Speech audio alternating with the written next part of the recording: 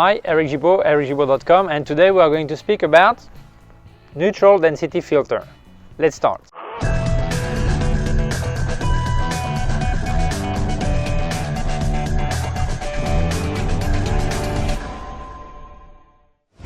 Well, after I made my video about polarizing filter, many people in comment asked for ND filters, if I could speak about them. So I'm going to do that. It's a video with some technical information and some sample. I already made this picture a while ago, so but to show you the result, I'll put the picture I've made and comment. Okay. So basically, what is a neutral density filter? Neutral density filter is a filter that sunglasses. It cuts light. And neutral because it doesn't, it must not do a color shift. It's very important that what the color you see, it keeps the same color. So this is the neutral. Some people also call them gray filter. So this is basically what it is, to cut.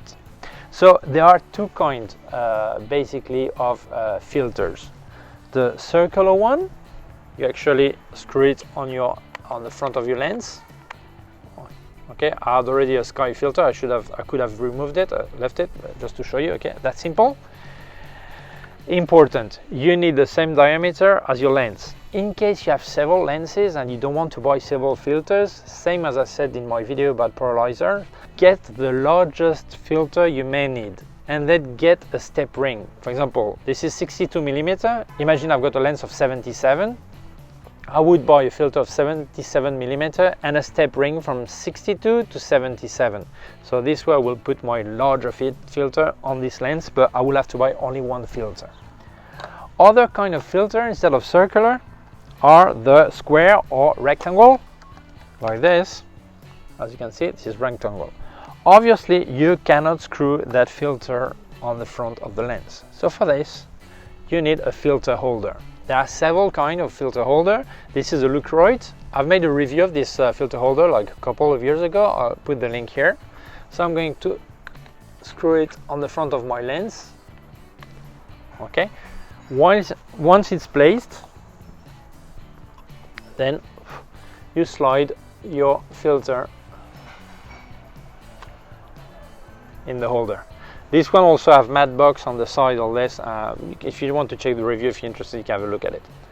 So this is a square filter, and I also have a rectangle one, this one, but this one is graded. As you can see, it cuts less light here and more here. Okay. Okay. Normally, you use this filter for landscape.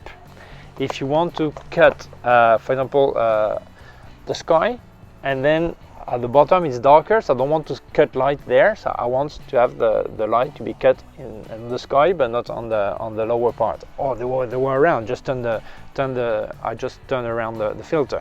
And they're also inverted graded. It means in the center it's dark and on the extreme it's clear. It's like clear glass. The inverted, normally use them, for example, for sunset. You want the part where the sun is to be darker, and you want the clouds or the sky not to be to have anything cut. And on the bottom, same thing. So it's inverted. So these are basically the two kind of filter. And in circular filters, there's also another kind, which is the variable filter. It means there are actually two polarizer, and when you move them, they get moved in different way. They go and cut light. I don't like them because except if you really pay for the very expensive, like 300 or 400 euros, they made some strange color effect in the center at some point. So I don't like them, honestly. I don't think, first, I don't really need the very expensive one. And second, I think the basic one gives too many problems. So basically, how do you decide which filter is better for you? Every maker, well, there are three ways of describing these filters. So the first concept you must know is the stop. What is a stop? A stop is a complete aperture or a complete speed. For example, if you want, I'll give you the link of my how to expose in manual. So it explains this, but I tell you basically. A stop, like your 2.8, f4 is one stop. 2.8, 3.2, 3.5 are thirds. f4 is a full stop. It means half the light. I cut the 2.8 light into when I'm at f4. Okay. If I speak about speed, same thing. If I instead of 2 seconds, I'm on 1 second, I've cut the light by 2. That's simple. So normally they speak in stops, but they may speak also in density, also or in ND factor. So how does that work? Let's say I put my exposure on 1 second, it's properly exposed. I'm going to give you, read you a list of stops and how does it affect the result. If I put my exposure on 1 second and it's fine, if I put 1 stop, I will have to expose 2 seconds for the same exposure. If I put 2 stops, I'll have to expose 4 seconds. 3 stops, 8 seconds. 4 stops, 16 seconds. 5 stops, 32 seconds. 6 stops, 64 seconds. 7 stops, 128 seconds. 8 stops, 256 seconds. 9 stops, 512 seconds. 10 stops, 1024 seconds, which is the same as 17 minutes. It means that if my picture was fine on 1 second, properly exposed 1 second, if I put that 10 stop I've got here, to have the same exposure, I will need to expose the ring 17 minutes. So as you can see, it gives a lot of time for things to move. So this is why we'll see some application, why people use that kind of filter. Okay. The problem is that depending on makers, some speak in stops, some speak in density, and some speak in ND factor. So what's the difference? I'm going to tell you. 1 stop is called density 0.3 or ND2. 2 stops, density 0.6 or ND4. 3 stops, density 0.9 or ND8. 4 stops, density 1.2 or ND16. 5 stops, density 1.5 or ND32. 6 stops, density 1.8 or ND64. 7 stops, density 2.1 or ND128. 8 stops, density 2.4 or ND256. 9 stops, density 2.7 or ND512. And 10 stops, density 3 or ND 1024. If you look at this one, this is an AIDA.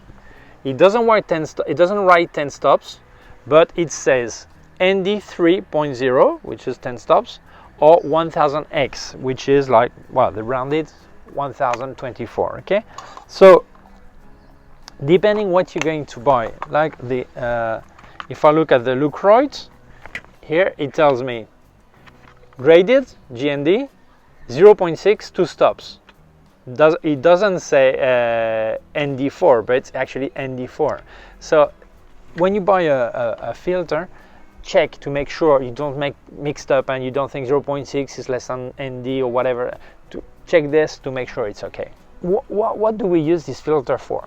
When we speak about ND filters, the first thing people think about is long exposure, and that's right. So I'm going to so let's say, for example, you want to make a picture of the sea and have the sea really moved, really silky, because you make a really long exposure.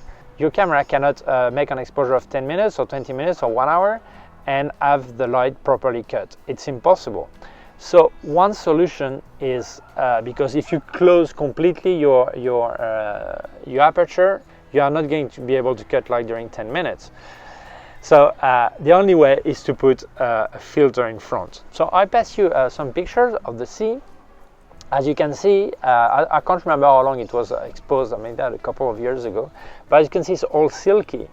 And the part that is fixed doesn't move, but I exposed and waited until the picture was made, because I was cutting light, so the sea was moving. And now I show you a picture of a small river in mountain. Same thing. Time passes and the light is being cut, so it means I've got the river, the water is moving, but the rocks or this is not moved. If you look at this with this camera, I can cut light long enough to get this really aspect of long exposure. Second use, video. I don't know if you know, but when you make video, shutter speed must be twice your frame rate. Let's say right now I'm recording at 25p, which is 25 frames per second.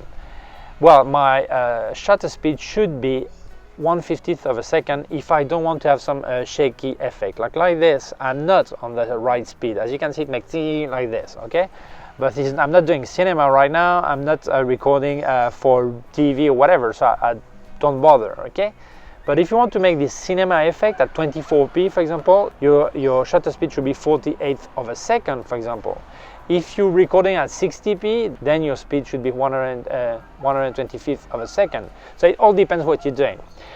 The problem is that it's almost in sunlight like this, it's almost impossible to have the right shutter speed. The only way is to cut light with a neutral density filter. This is actually when variable density filters are good, because in real time you can actually move the filter and cut light.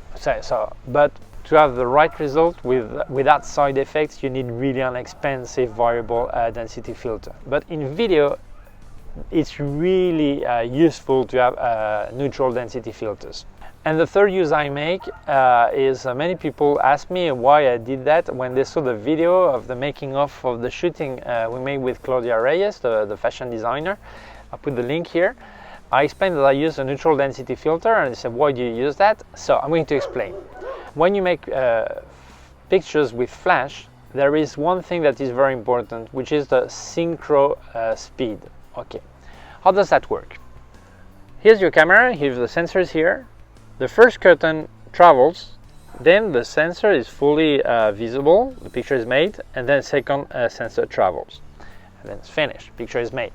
But from a certain speed, the first curtain starts traveling, and the second curtain starts following. It means there's a small, thin space in front of the sensor that actually travels. In this moment, a flash is lighting the scene. Part of the sensor is covered by the second curtain. This is when you will see a bar appearing. Obviously, I speak about focal plane shutters. If it's a central leaf shutter in the lens, and there's no problem because there's nothing traveling in there. When it's open, the picture is made and then it closes. So, but these are really expensive cameras like Hasselblad, Phase 1, all this. So we're going to speak about these normal cameras. So there are two options. If you want the situation to be properly lit and not see any dark bar on your picture. First one, the one many people think about, is high sync. Not every camera and not every flash allow you to do high sync. What is it? When this small space is traveling in front of your sensor, you see just one flash burst, but really it's a lot of small bursts like this. So as long as the space is moving, it keeps flashing like this. So all the scene at every time gets some light. So there's never, although the bar was the curtain was moving, it received as some flashes while it was moving, so it's properly lit. Problem with this system: first, it kills, although makers don't tell you, it kills condensers. Why? Because condenser doesn't breathe properly, doesn't empty completely or doesn't load completely. So your flash unit will live a lot less time than if you don't use the system. Second, because it's so fast, it doesn't give time for the condenser to load properly, fully. So it means you actually get less power. So that's a problem, because you want it maybe full power and you don't get full power because it's being cut. So that's a problem. Second option is to what I do, is to stay under synchronization limit and use a density filter to cut light. So as I explained in the video of the making of, I wanted to work at f4, and my camera starts at ISO 200, and to have the ambient light I wanted, I needed to be on 2,000th of a second. Obviously I cannot synchronize at that speed. So if I take 250 to 500, one stop. 500 to 1000, two stop. 1000 to 2000, three stops. okay? So it means that I'm getting a lot more light if I'm 250 than at 2000. So I've got the option to, instead of, as I cannot touch my speed, one option is to close my lens, the aperture. f4 to 5.6, to f8, to f11, 3 stops.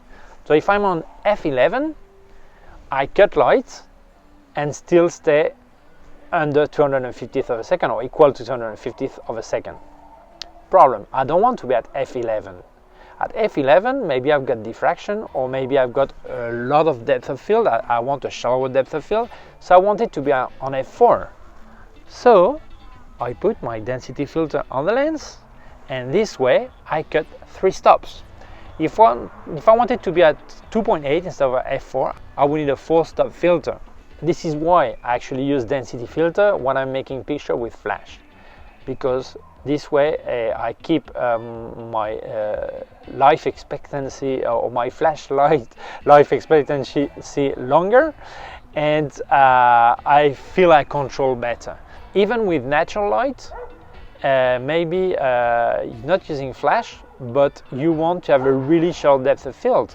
Your camera doesn't let you put a speed high enough, like you're on 2.8 or 1.4, and your camera will need maybe to be at 16 thousandths of a second, and it's not possible. So you use density filter to cut light for that, okay? So there are many applications. Maybe when you think about it, you'll see more application.